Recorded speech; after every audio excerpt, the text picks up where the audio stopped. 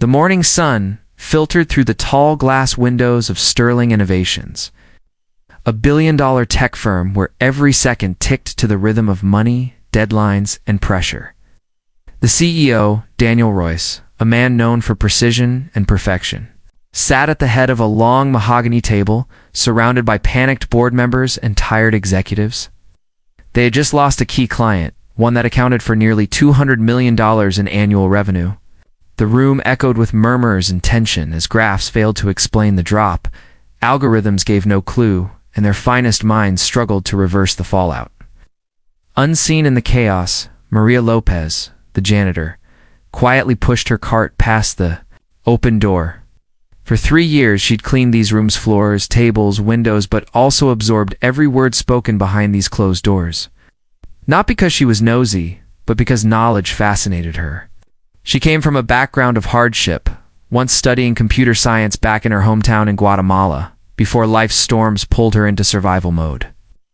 Now, she worked nights to feed her children, silently nurturing the brilliant mind she never got to fully use.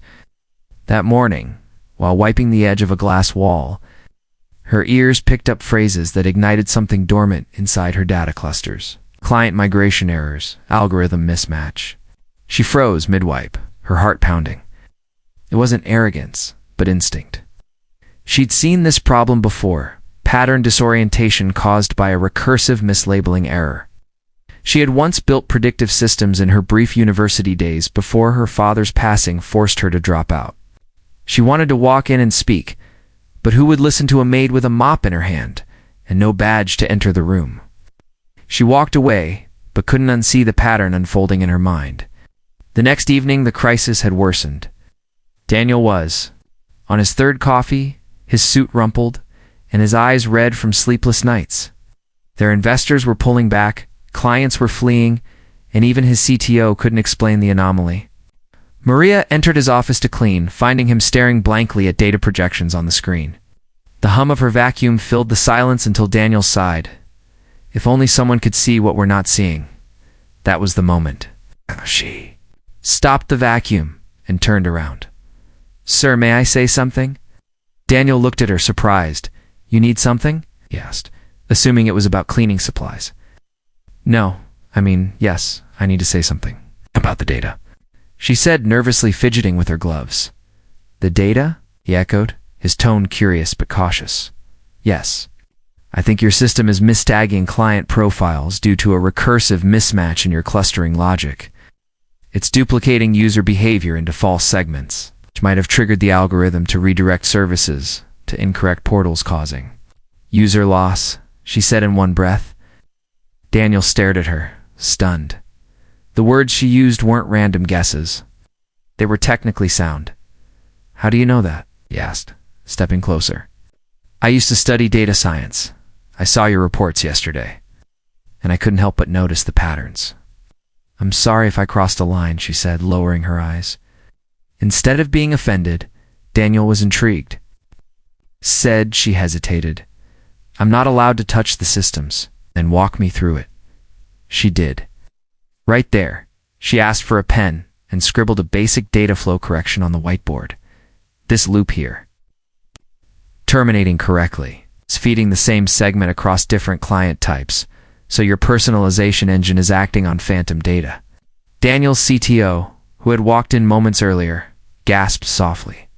"She's right," he whispered. Within the next hour, they pulled up logs, ran a sample simulation, and Maria's theory began to prove itself.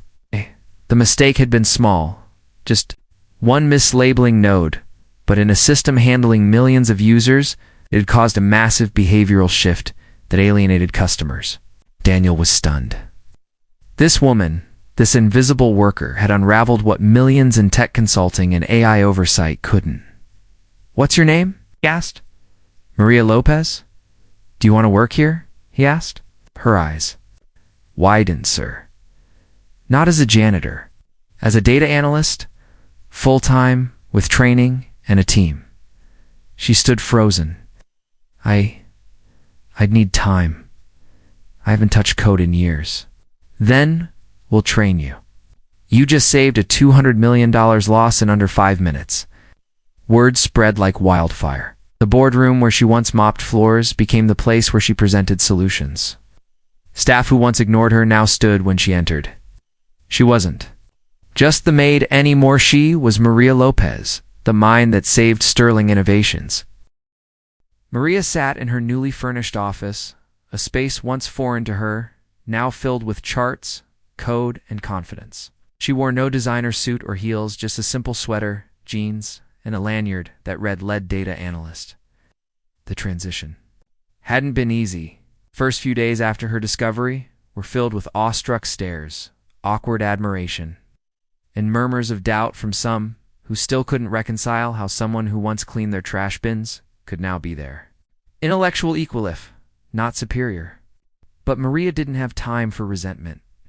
She spent her nights studying the latest in machine learning, refining her Python skills, learning tools she never had access to back in Guatemala. Daniel had assigned her a mentor, Ingrid, one of their senior data scientists who, rather than feel threatened, embraced Maria with respect and warmth. They often joked how Maria had hacked her way into corporate by accident, but they both knew it was brilliant. It's not chance that had brought her here. Meanwhile, the company's recovery from the $200 million crisis was remarkable. After correcting the mislabeling error Maria identified, not only did client satisfaction improve, but the optimized system allowed for deeper insights into user behavior, giving Sterling a competitive edge. Investors returned. Clients who had left began to re-engage, all because someone decided to listen to the least expected voice in the building. But the impact didn't stop at the technical level. Internally, Daniel initiated a complete culture reset. The incident had opened his eyes to the blind spots in their corporate culture, the unconscious biases, the dangerous habit of ignoring people based on appearances. Talent has no uniform, he said in a town hall meeting, proudly retelling Maria's story.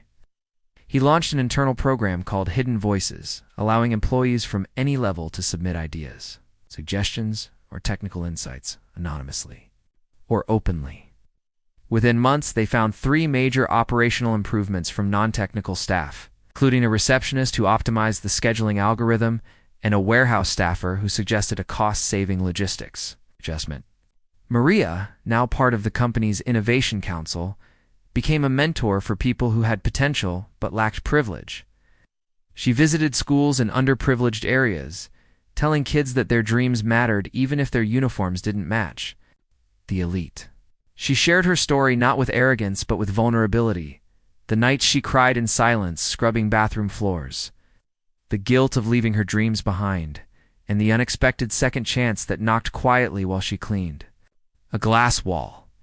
Daniel, too, changed. He no longer sat in meetings with just board members but invited interns and junior staff to speak freely.